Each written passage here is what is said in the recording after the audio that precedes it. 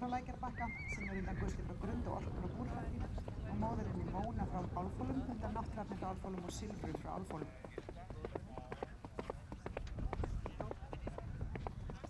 Og svo rauða hér Hekla frá Syðravelli. Og Hekla frá Syðravelli kemur hér á stökki.